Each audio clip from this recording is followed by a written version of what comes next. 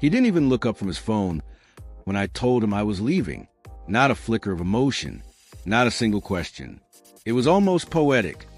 The same screen he chose over me 1,000 times before was the only thing he saw as his world quietly fell apart. This is the story of how a woman begged, pleaded, fought for her marriage, and how, in the end, her silence became the loudest revenge of all. If you've ever felt invisible in a relationship, if you've ever given everything and gotten nothing in return, hit that like button, subscribe, and buckle up, because this isn't just a revenge story. It's a masterclass in reclaiming your power. When we first met, I believed we were partners, best friends, teammates.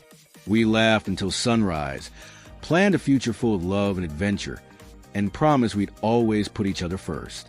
But slowly, almost imperceptibly, something shifted. The laughter faded. The conversations got shorter. And the man who once held my hand as if I were the most precious thing in the world now held his phone tighter than he ever held me. It started small, a sarcastic comment here, a condescending tone there. At first, I brushed it off. He's stressed from work. I told myself. He doesn't mean it. But words cut deeper when they come from the person who's supposed to love you. And his words, they chipped away at me. When I shared my feelings, he'd sigh dramatically, like my pain was an inconvenience. When I asked for kindness, he'd laugh, calling me too sensitive. And when I asked, over and over, for us to see a therapist, to work on our communication, to save what we'd built, he said I was overreacting. All I ever wanted was time. Time with him. Time as a family. Time to feel like I mattered. But he told me weekends stress him out. Planning dates was exhausting. And if I wanted company, just go hang out with your family. Do you know what that does to a person? To be treated like an obligation instead of a choice? I refused to give up, not at first. I started therapy. I worked on my communication. I adjusted his preferences, became more of a homebody, learned the hobbies he loved. But even then, it wasn't enough. When I tried to join his sports, he mocked my attempts. When I offered to work out with him, he'd pick times when I was busy putting our child to bed. It felt deliberate, like he was building a wall brick by brick and daring me to climb it.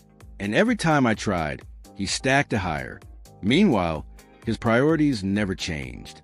Work, phone, hobbies, and some distant fantasy of relaxing together when he retired. He didn't realize by then there would be no us left to relax. I told him more than once, one day, you'll have everything you're chasing, the money, the house, the cars, but you'll be alone, because I won't be here anymore. He'd roll his eyes, call it dramatic. He didn't believe me. And honestly, at the time, I didn't believe me either. But something inside me was breaking. And soon, I wasn't fighting to save the marriage. I was fighting to save myself. It started with small acts of rebellion. If he was going to bury himself in his phone during dinner, I'd eat alone. If he had no time for plans, I'd make them without him. The first time I did it, an all-day beach trip with friends while he sulked at home. Something clicked inside me. I realized I didn't need his company to enjoy my life. In fact, I preferred it without him. I joined a local sports club, one he used to play with friends. I started working out again, not for his approval, but for me. I filled my weekends with laughter, friendship, and sunlight, all the things missing from our home. And when his jealousy finally showed, disguised as snide comments in an attempt to isolate me, I didn't argue. I just stopped telling him where I was going. Piece by piece, I built a life that didn't include him. And by the time I realized I was happier that way, my heart had already left. The cruelest part? He didn't even notice. He didn't notice the empty seat at the dinner table. He didn't notice the silent car rides. He didn't notice when "I love you" stopped leaving my lips. He didn't notice because I was never really there to him. Just background noise in life he actually cared about. Until one day, I woke up and knew I was done. Done begging. Done explaining. Done loving someone who couldn't even look up from a screen. I didn't pack in a storm of shouting and tears. There was no dramatic confrontation, no screaming match. I simply told him I was leaving, that the life I was building no longer had space for someone who refused to be part of it. And just like always, he barely looked up from his phone. "Okay," he said, as if I'd just told him we were out of milk. So I left, and for the first time in years, I felt weightless. It took weeks before the silence hit him. The empty house. The absence of a wife who once bent over backward for his comfort. The child who no longer ran to greet him at the door. Friends started asking where I was. Family stopped inviting him to events. His phone, once his entire world, felt heavier now, colder. And for the first time, he tried to call, to text, to talk. But I wasn't angry anymore. I wasn't hurt. I was free. The revenge wasn't a dramatic takedown or a grand gesture.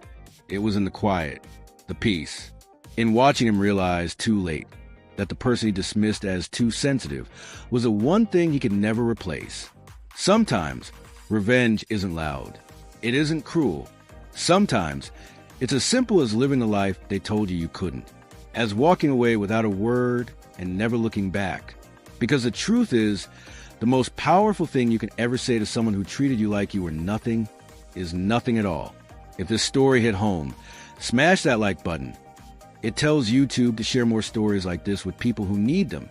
And tell us in the comments, what's the most powerful, quiet revenge you've ever seen? Don't forget to subscribe for more stories that remind us karma doesn't always shout.